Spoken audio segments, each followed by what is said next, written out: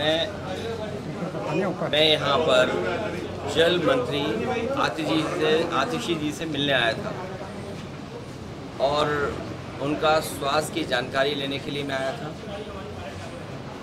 वो बहादुर तो हैं ही, लेकिन वो अपने लोगों के लिए लड़ना भी जानती हैं। जल मंत्री के साथ साथ वो दिल्ली को कैसे और दिल्ली के लोगों की समस्याओं का कैसे समाधान करें, उसके लिए लगातार वो लड़ती रही हैं। मुझे याद आ रहा है जिस समय बीजेपी की सरकार बनी थी और उनके प्रधान सांसद जी ने ये कहा था कि मैं मुख्यमंत्री रहा हूँ और मुख्यमंत्री की मैं तकलीफ़ और परेशानियों को जानता हूँ।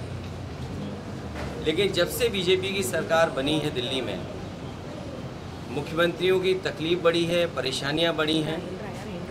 जो दिल्ली सरकार से सहयोग और मदद मिलनी चाहिए, उन मददों को भी सरकार ने नहीं पूरा किया और वहीं भेदभाव और अन्याय लगातार दिल्ली की सरकार ने किया है।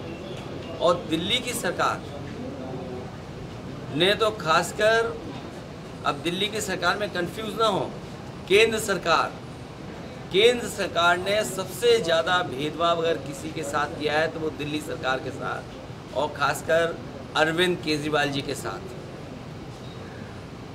सरकार बन गई उनकी, वो जनता के लिए काम करना चाहते हैं, जनता का स्वास्थ्य कैसे बेहतर हो, उनको सही शिक्षा कैसे मिले और सुविधाएं कैसे मिल पाएँ।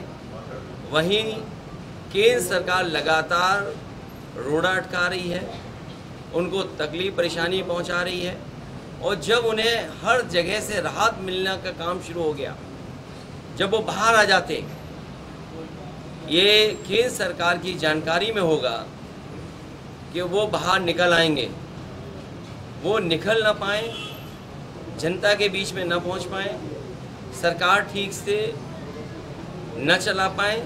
इसलिए फिर उन पे न जाने कौन सा मुकदमा लगा करके फिर उनको फंसा दिया गया। ये सीबीआई के लोग कोई पहली बार नहीं फंसा रहे लोगों को, ये लगातार फंसाते हैं लोगों को और उनको फंसाते हैं जिनसे इन्हें खतरा है। सीबीआई का इस्तेमाल होना, दिल्ली की संस्थाओं का इस्तेमाल होना, और उसी का परिणाम ये था कि बीजेपी की सरकार के खिलाफ मतदान हुआ। वो तो बच गए, नहीं तो दिल्ली की सरकार जो थी, केंद्र सरकार, वो कभी सफाया हो गया होता।